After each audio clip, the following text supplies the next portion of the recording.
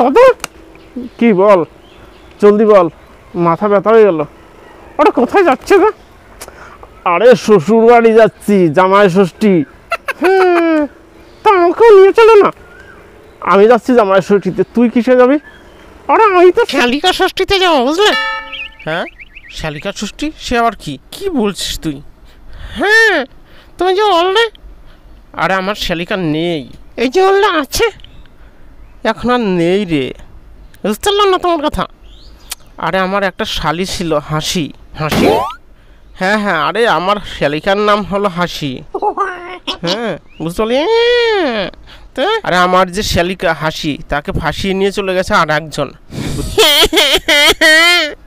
হাসি গো, আমাকে হাতিয়ে দিয়ে গেল। ফানিম্যান, এবার আমাকে ছাড়। এখন আর কিছু বলিস না রে, আমার মাথা গেল রে। নিয়ে চলো, তোমার হাসি আমাকে কাঁদিয়ে ছাড়লো।